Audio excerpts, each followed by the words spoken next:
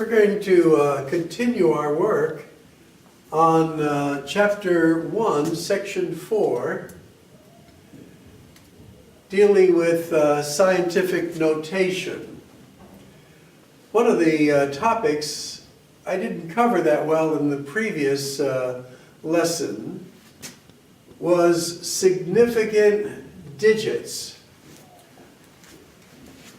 Now, significant digits is something we didn't cover in our last course, so I wanted to use our textbook, and actually there is a section right there in our textbook dealing with the things. This is our textbook, and so I wasn't too sure of it, so I looked it up, and I'm going to give you this lesson now, but this is also in our textbook.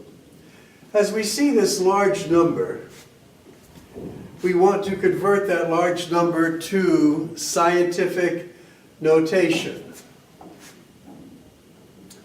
And the rule is to put this large number into a number that's between 1 and 10. So our decimal point is here. And we're going to start moving the decimal point. 1, 2, 3, 4, 5, 6, 7, 8. So we now get the number 1.201. And these are what we call the significant digits that we will put into our scientific notation. And then this is going to be times 10. And we moved it over 8 places, so it's 10 to the 8th power. So now this is in scientific notation.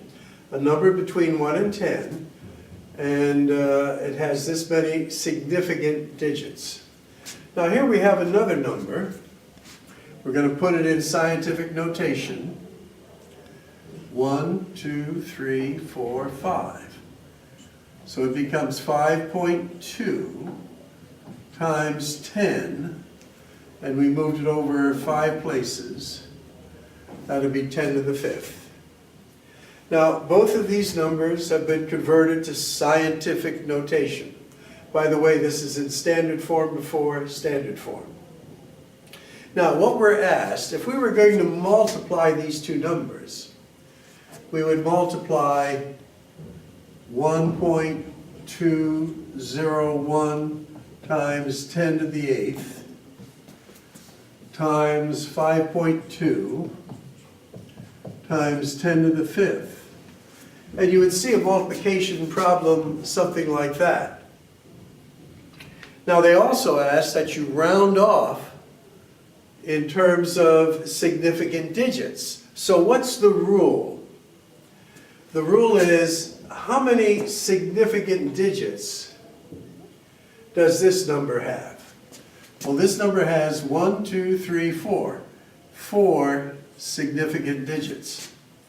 How many significant digits does this number have? 2.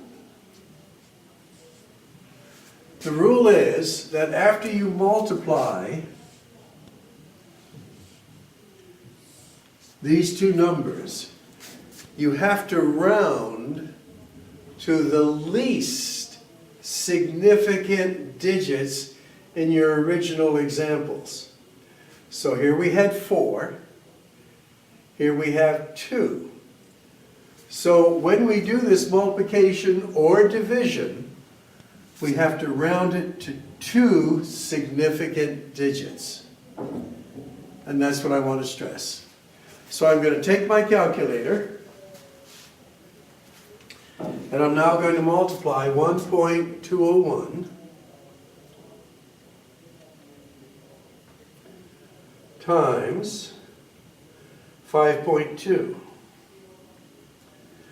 Now I get 6.2452. And then I'm going to multiply by exponents, by adding the exponents. 8 and 5, that will be to the 13th power. So if you've kept all the significant digits, this is what you would have. But they're asking you to round to the least number of significant digits in your original examples. Now remember, this one had 4, this one has 2.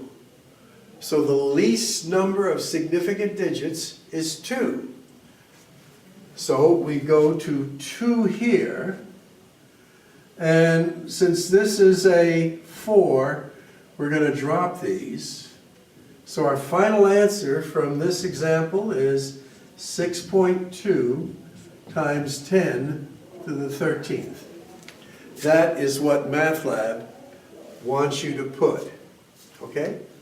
If you kept all the significant digits, they're going to count it wrong, because they're going to ask you to round off to the least number of significant digits. And we get that from our original examples.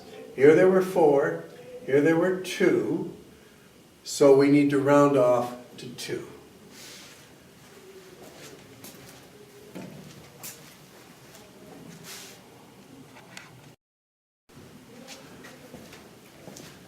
So these are the last 2 examples of section 1.4, where they're asking you to multiply.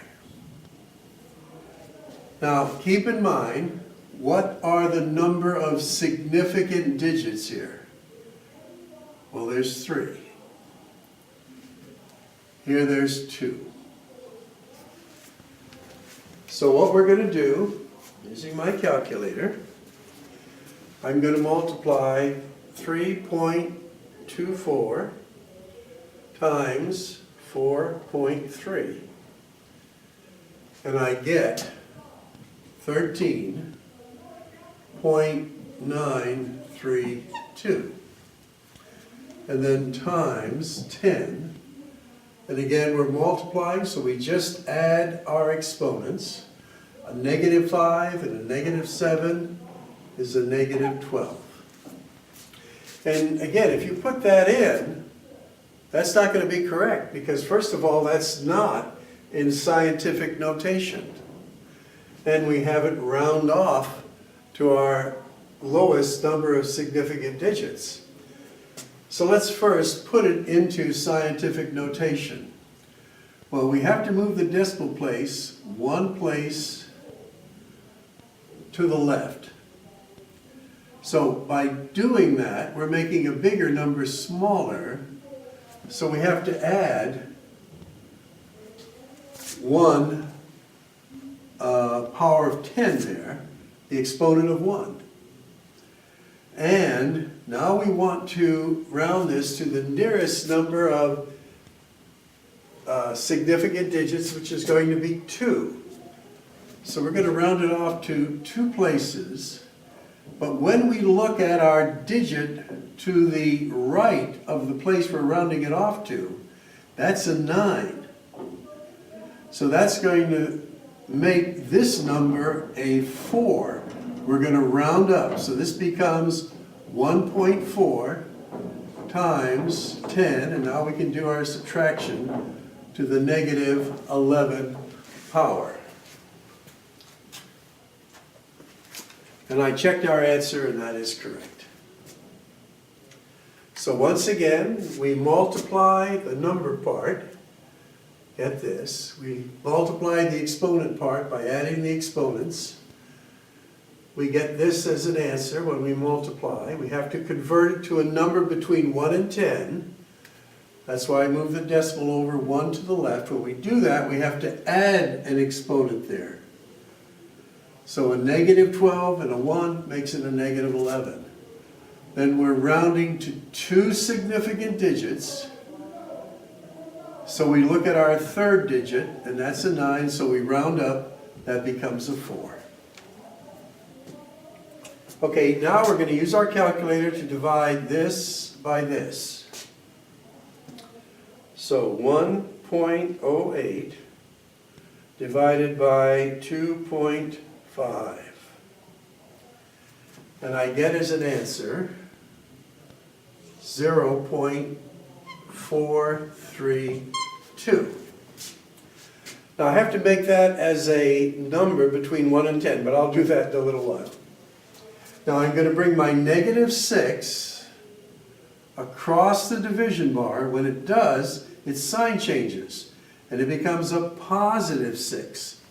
So this is going to be times 10 to the 21st power.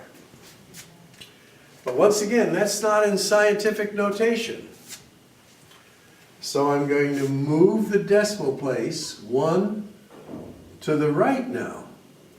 When I move the decimal place to the right, I have to subtract 1 from there.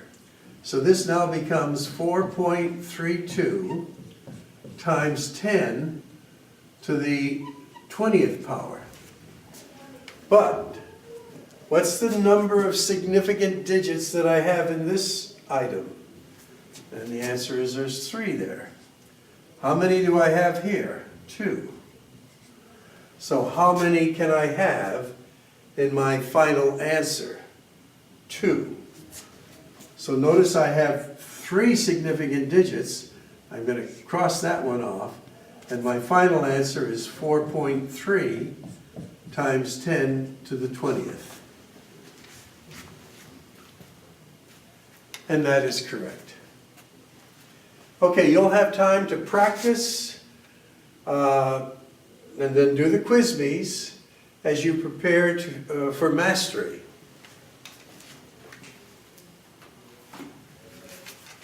Let me also show you what I'm suggesting you keep as you do your homework, and this is a homework log, where we take the various examples, write them out neatly, and label them carefully. Again, at the end of the term, by showing me your homework log, I will add up to 2 points to your end of term grade. That's a good deal.